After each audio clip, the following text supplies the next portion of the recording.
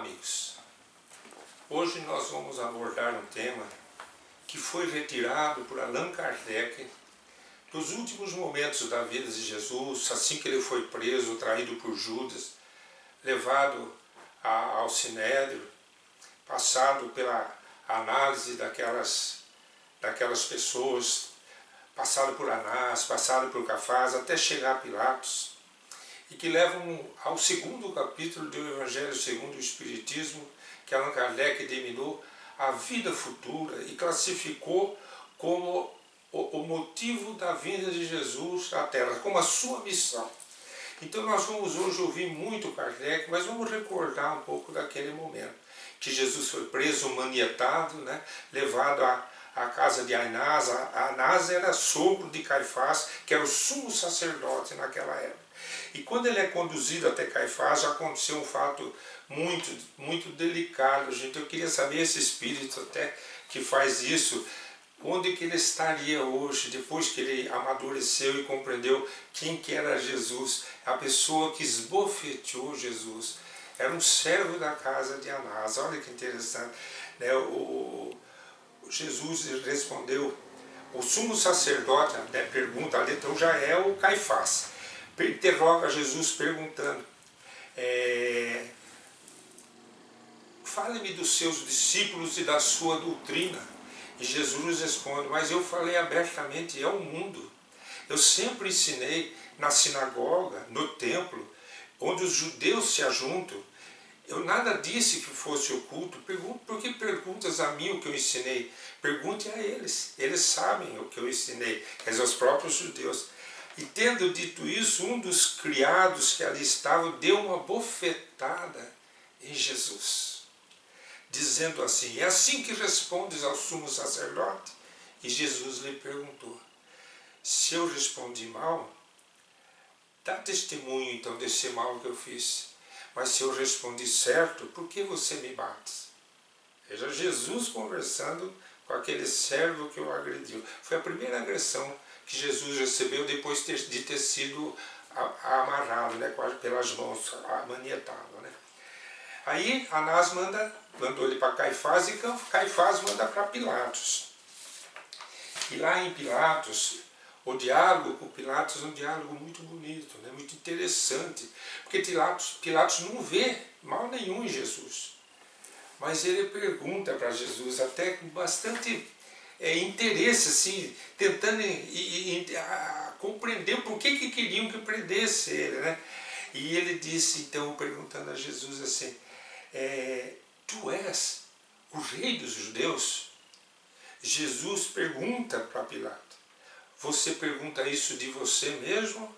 Ou disseram outros de mim que eu sou o rei dos judeus, né? E Pilatos fala assim, ó, eu não sou judeu, né? Se eu fosse judeu, talvez eu tivesse interesse nessa pergunta, mas tu és o rei dos judeus? E Jesus responde, o meu reino não é deste mundo. E aí Allan Kardec pega essa frase, meu reino não é deste mundo, e desdobra todos os ensinamentos dos espíritos superiores em função disso, dizendo assim, no segundo capítulo do Evangelho segundo o Espiritismo. O primeiro capítulo é não vim destruir a lei. O segundo é meu reino não é deste mundo. E Jesus vai falar então do reino de Jesus, da vida espiritual, vai falar da vida futura, que eu vou lhes apresentar alguns trechos de Allan Kardec, para que possamos refletir junto, com bastante carinho, profundidade, a fim de entendermos a mensagem espírita sobre esse momento de Jesus. Diz Allan Kardec que Jesus fala claramente por essas palavras, a vida futura, a qual em muitas circunstâncias Jesus se referiu, é a meta, a que se destina a humanidade, devendo ser o objetivo principal das preocupações do homem da Terra. Quer dizer, se o homem não fosse materialista, está dizendo Allan Kardec, a meta do homem não deveria ser o mundo. Mas o que vem depois, a meta deveria ser o reino espiritual, a vida no mundo espiritual. Então essa é a grande diferença. O materialista, o que não crê em nada depois da morte, ele vai por todos os seus anseios, todos os seus sonhos na vida material. Então a meta dele vai terminar na vida física, enquanto que para Jesus a meta começa com a morte do corpo físico, com a entrada no reino espiritual. Então diz Allan Kardec, esse dogma pode, portanto, ser considerado como o principal ponto do ensinamento do Cristo, a vida futura. Por isso que nós criamos agora, há alguns meses, na nossa playlist, a playlist chamada Cartas do Além, para que nós ouçamos os espíritos contando como que é a vida espiritual, como que foi a chegada, por que foi daquele jeito a partida. Então é muito importante, vocês que ouvem nossas reflexões, procurem na playlist as Cartas do Além. Vocês vão se surpreender com as mensagens dos espíritos falando da vida futura. Aí diz Allan Kardec, os judeus tinham ideias muito incertas em relação à vida futura. Pensavam que o cumprimento das leis de Deus, se eu cumprir a lei de Deus, o que eu vou ter? Eles não pensavam na vida futura.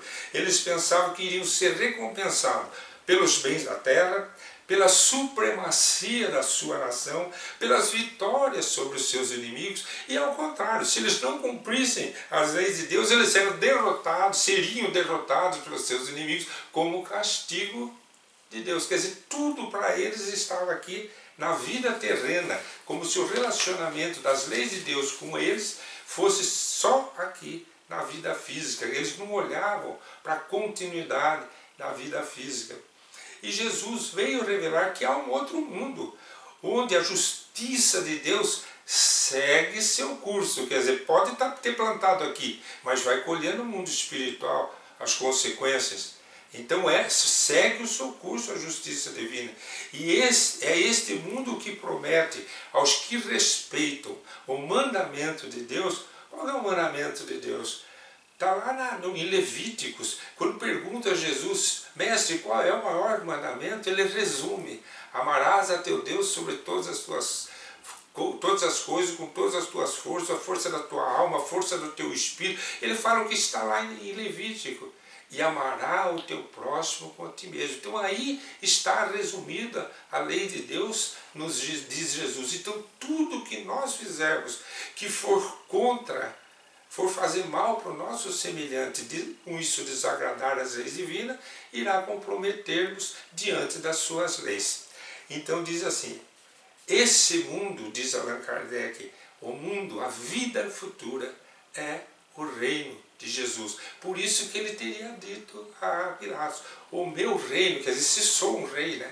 O meu reino não é deste mundo, mas é a vida espiritual, onde reina, junto com os espíritos puros, reino absoluto, até que outros vão se purificando e vão fazendo parte da pleiade desses espíritos que alcançaram o grau máximo da evolução. Então, basicamente, tudo que Allan Kardec vai nos ensinar aqui é sobre essa questão da vida futura. Então ele diz assim, ó, a ideia que muitos fazem da vida futura é muito pouco clara. Quer dizer, mesmo os que acreditam na vida espiritual têm uma visão muito pouco clara e completa, e por isso mesmo, em muitos pontos, falsa. Não é acredito na vida espiritual, mas tem ideias erradas do que realmente seja a vida espiritual. E com o espiritismo, a vida futura não é mais um simples artigo de fé, eu creio.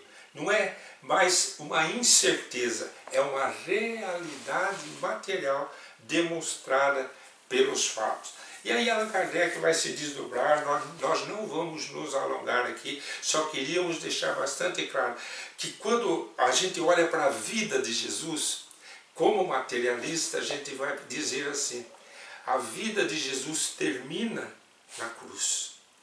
Mas se nós ouvíssemos Jesus como espiritualistas agora, nós iríamos entender a vida de Jesus, a mensagem de Jesus que ele trouxe ao mundo começa na cruz. É a vida espiritual. É o reino de Deus, é o meu reino. Ele vem, cumpre a sua missão, deixa a sua mensagem, mostra o amor de Deus para com seus filhos na terra, mostra o caminho, que é Ele, o caminho, a verdade e a vida, que nós temos que seguir, fala das moradas da casa do meu Pai, se despede dos seus discípulos dizendo, eu vou para meu Pai, vosso Pai, meu Deus, vosso Deus, na casa do meu Pai há muitas moradas, para onde eu vou depois vocês vão de ir. Porque a vida, o reino espiritual, é o destino de todos nós. E cabe ao Espiritismo, e peço a vocês que leiam esse segundo capítulo, estudem o segundo capítulo do Evangelho, segundo o Espiritismo, para compreender, tirar as mistificações que existem em relação à nossa crença na vida espiritual e o que realmente, no que concerne à vida espiritual, no nosso relacionamento com as leis de Deus, porque não é só punição, é a cada um conforme sua obra.